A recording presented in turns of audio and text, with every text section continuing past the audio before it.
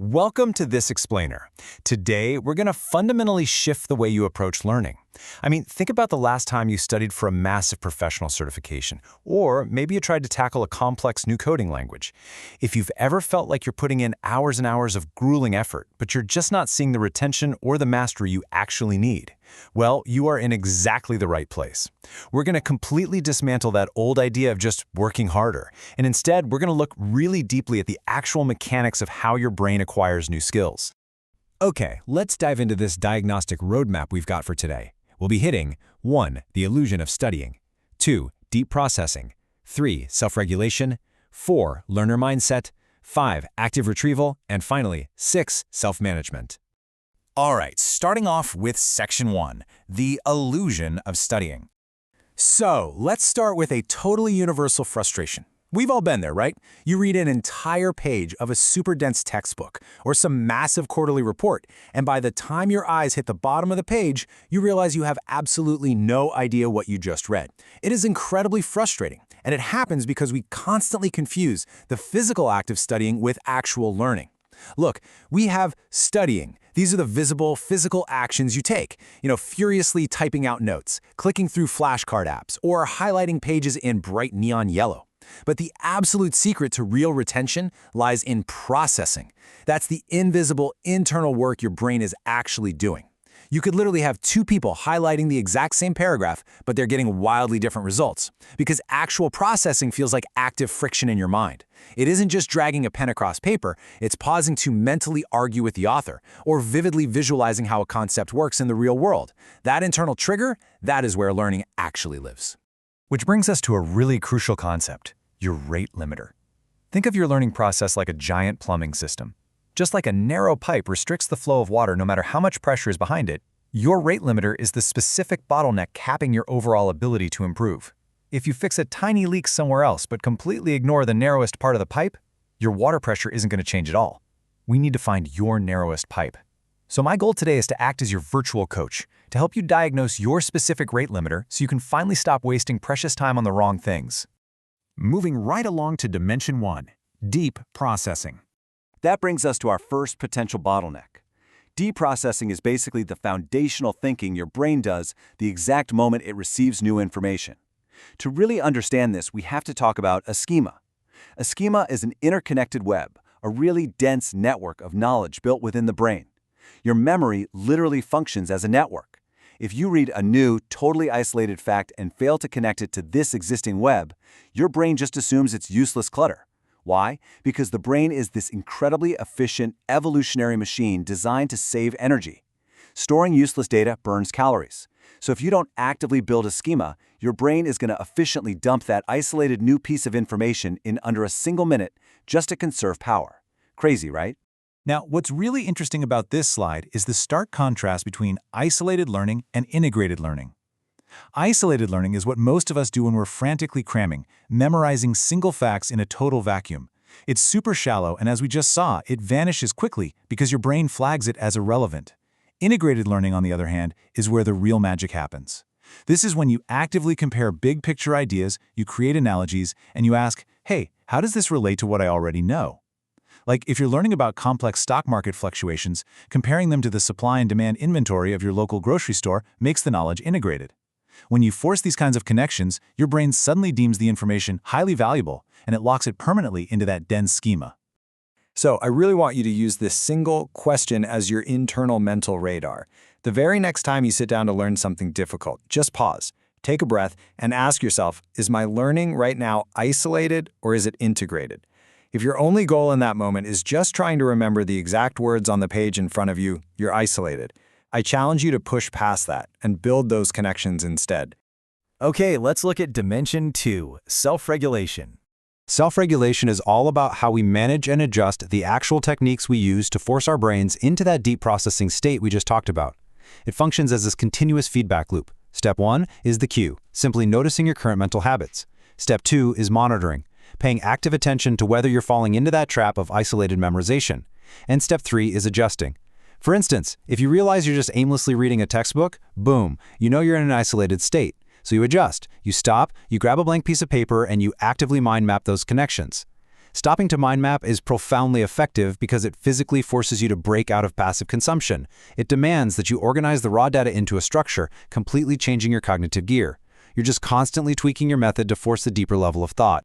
So, the crucial point is right here, because this is where most people get tripped up: the misinterpreted effort hypothesis.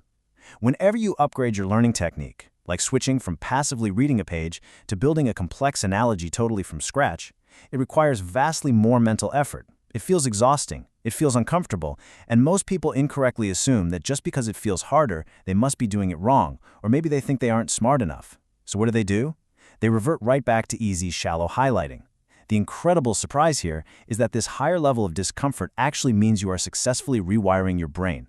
That friction, that's literally the feeling of learning happening. Let's tackle Dimension 3, Learner Mindset. Now, mindset might sound like a bit of a soft skill, but this specific dimension acts as a severe rate limiter for a staggering 60 to 70% of all learners out there. Let's look at why. A fixed mindset creates what we call skill stasis. This happens when you are just so paralyzed by the fear of making a mistake or doing a new technique wrong that you endlessly research the quote-unquote perfect way to study without ever actually trying it. You want to avoid failure so badly that you gather info endlessly and stay entirely frozen. A growth mindset, however, means you actually get excited by the discomfort. You embrace the messy trial and error of a new technique because you know that getting it wrong a few times is just a totally necessary step to actually mastering it. And the data on this? It is absolutely shocking.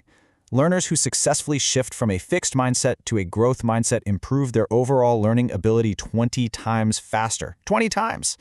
What takes a fixed mindset learner 6 grueling months to achieve, a growth mindset learner can knock out in a single week.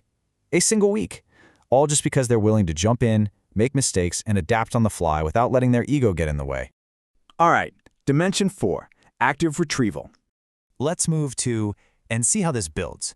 Because once you have the information in your brain and your mindset is totally dialed in, you immediately face a brand new enemy: memory decay. This is the natural, completely unavoidable process where stored information just fades and degrades over time.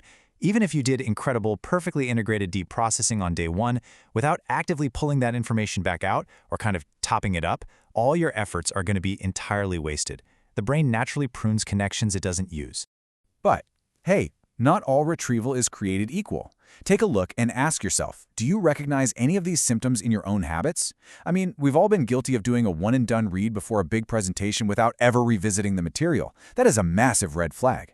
Another super common symptom is spending hours rote memorizing flashcards but completely freezing up when you're faced with a complex, real-world problem at work. It's totally natural to fall into these traps, but it's really important to realize that high recall of isolated facts does absolutely not equal true mastery or fluency. So the golden rule to combat this is simple: practice how you play. If you only ever drill isolated definitions, you're only ever going to be good at reciting isolated definitions.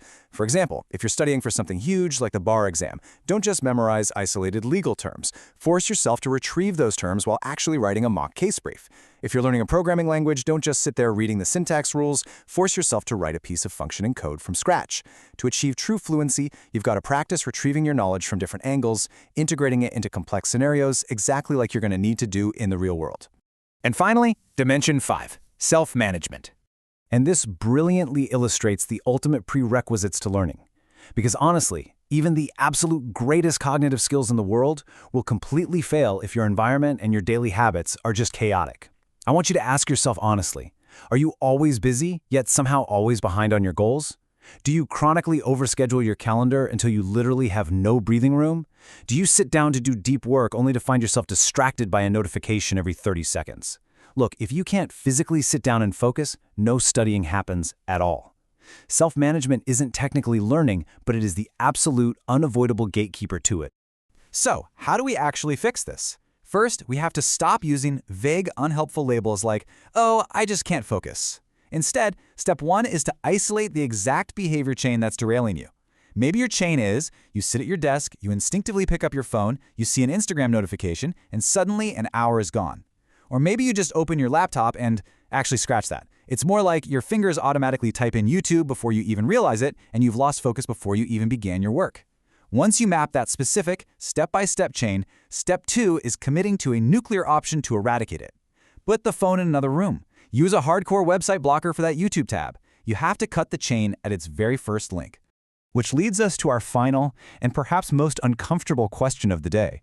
Are you addicted to the problem? I mean, often we subconsciously resist those nuclear options that would instantly fix our time management because we're actually addicted to the adrenaline of overscheduling ourselves.